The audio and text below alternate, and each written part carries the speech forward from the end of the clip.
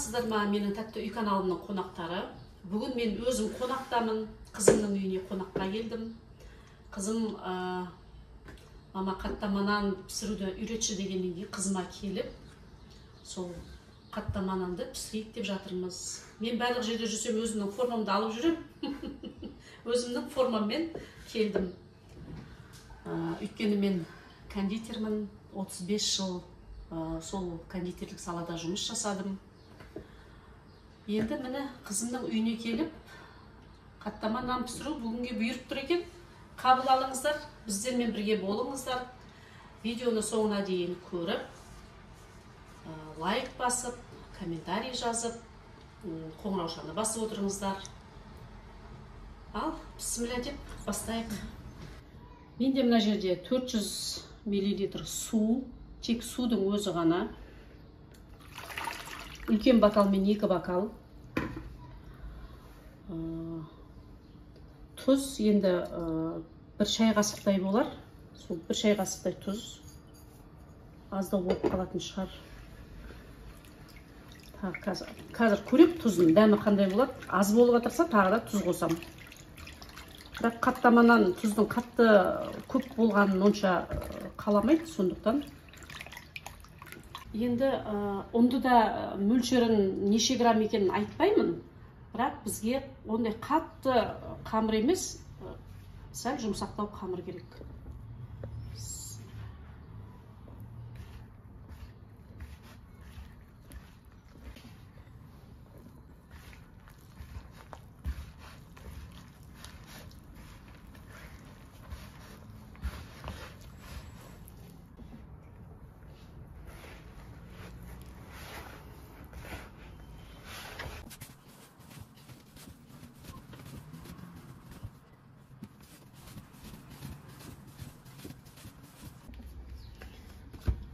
Біздің қамырымыз дайын болды. Енді бір 10-15 минутқа тынықсын деп қойып қоямыз. Қамыр өзінің бойын жинап, әдемі болып тұрады. Кесуге де оңай болады.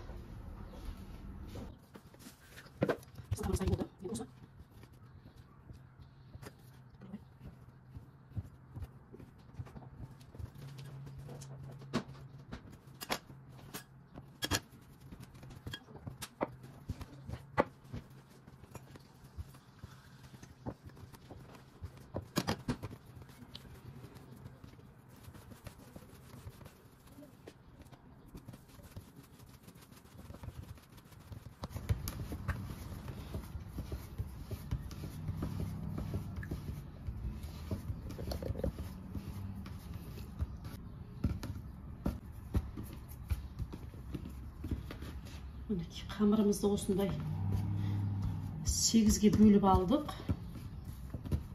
Өзіңіздің пісіретін табаңызға қарайсыз ғой. Егерден табаңыз үлкен болса, үлкендеу шариктер жасай бересіз. Енді біздің табамызға осы шариктер лайықты деп ойлап тұрмын. Сондықтан осындай кішірек шариктер болды. Енді мынаның бетін жауып қою керек. Біз мынандай пампушка маргаринін алып жасап жатырмыз. Сіздер енді қалауларыңыз біледі.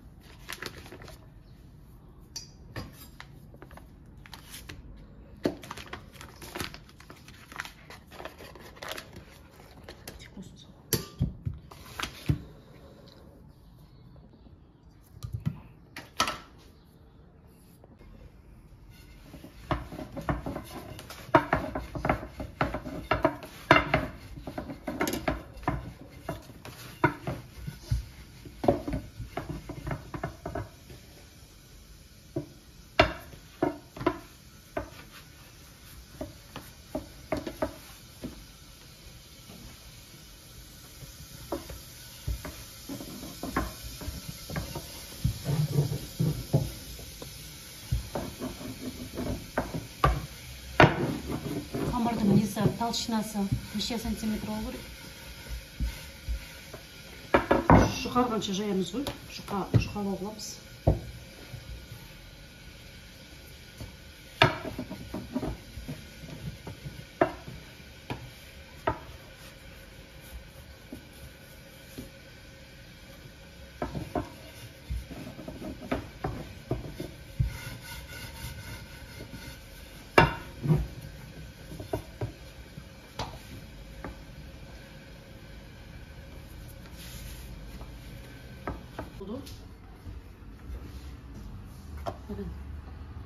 Bir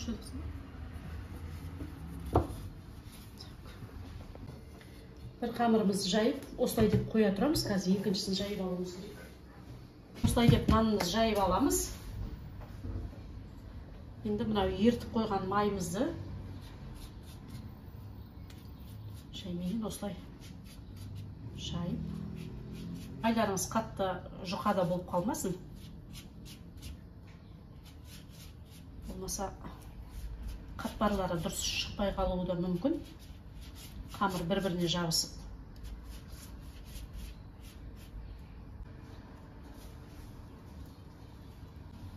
Енді үстіне екінші қамырымызды осылай деп жаямыз. Солай деп жасайтын едім ғой. Қазір осындай несін өткен жолы жасап қарадым. Өте күшті әдемі шығады екен. Екі слойдан ба сонда? Иә. Бұның үстіне де осылай деп жайып аламыз. Ой, майымызды жағып аламыз.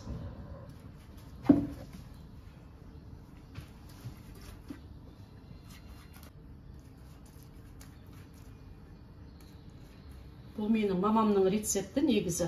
Мамам осылай деп қаттама нанның түрін пісіретін еді. Сол мамамның рецебі бойынша жасап жатырмын бүгін. Енді осы қамырымызды оқтауымызға қайтадан орап аламыз. Осылай кішкене тартып тұрып орайсыз.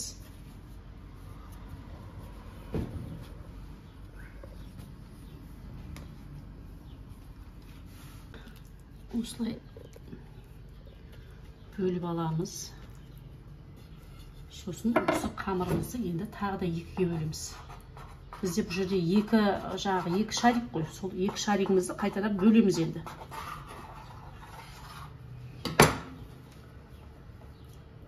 Енді осыны былай деп ораймыз. Мына қамырды тартып отырып орайсыз.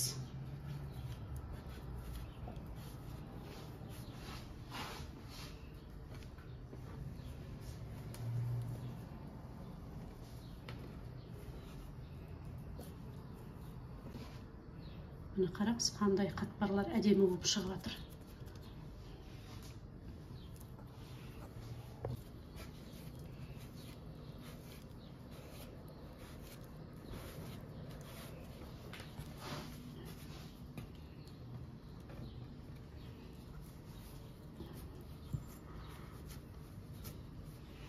Енді осы қамырларымыздың барлығын жайып алғанша, мына қамырларымыз әдемі болып тынығып, өзінің бойына жаңағыдай влагасын бәрін жинап, ылғалын жинап, өзі әдемі болып тұрады, тез жайылғыш, жаңағыдай ие қанып әдемі болып тұрады. Оған дейін біз қалған қамырларымызды жайып аламыз. Холодильникке қойып қойсаңыз да болады. Шетінен апарып холодильникке сала береміз.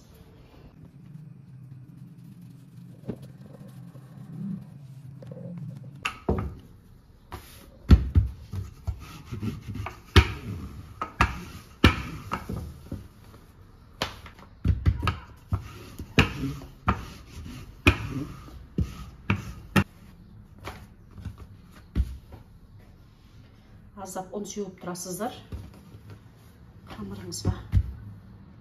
Өйткені қамырымыз өте жұмсақ. Столыңызға жабысып, оқтауыңызға жабысып қалуы мүмкін.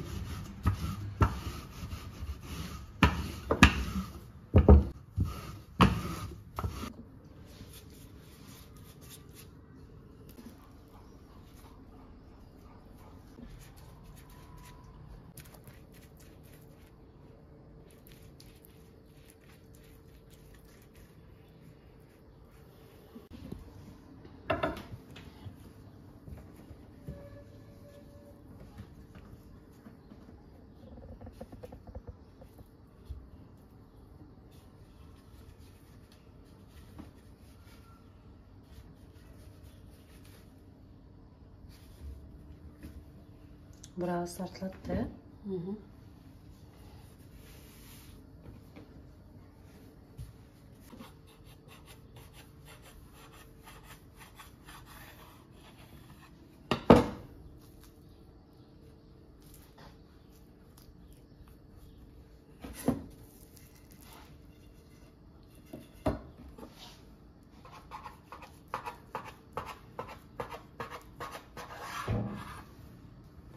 осылайтып жаңағыдай тартылып оралғаннан кейін ішіндегі сойлар, қатпарлары да жіңішке болады да. Осылай деп тартып орайсыздар. Круассанды сатып дейсің.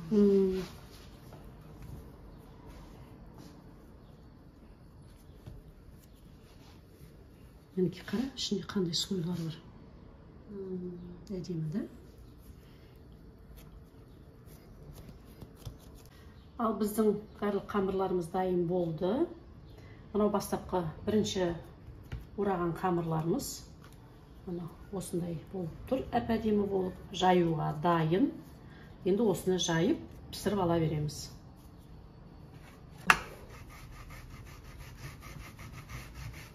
Қамырымызды қатты баспай, жайменен үстінен осылай деп жайып ала бересіздер.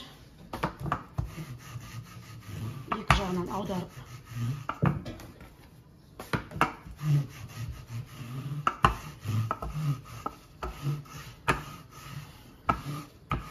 Табамыз қызып тұр. Қызып тұрған табамызға жайып болғаннан кейін салып пісіре береміз.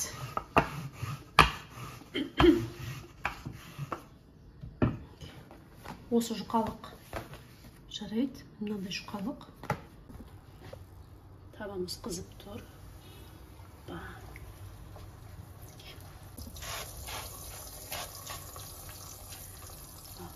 Астын қатты отқа қоймайсыздар. Тез күйіп кетуі мүмкін. Сөйтіп ортасы піспей шикі болып қалуы мүмкін. Сондықтан табаның астын жай қоясыздар.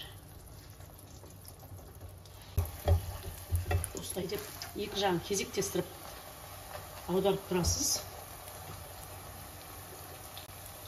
Қатты күйдіріп жібермей.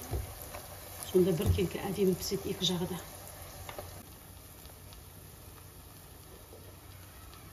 Екі жағын кезек-кезек аударып пісіріп атырмын.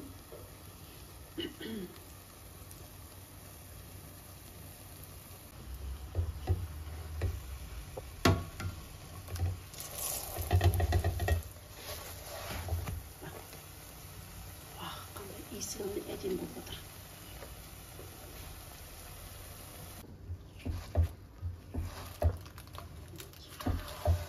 Дайын болды.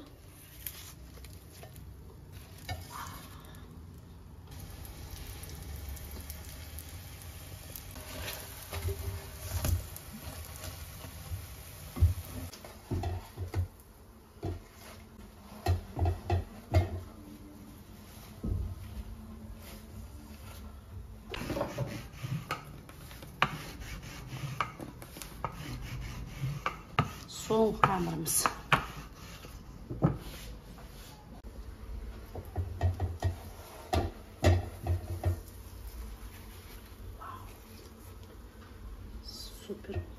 Супер болып жатыр.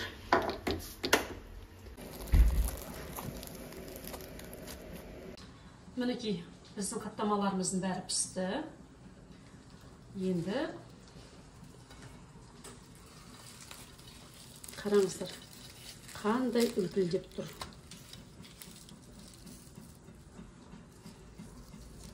Керемет, қатпарларының бәрі ашылып, жұмсақ, ауызда ериді. Дәмін татып көрейін.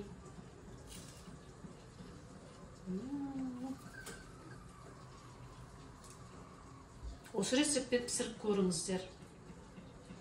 Лайк басып, комментарий жазуды ұмытып кетпеңіздер.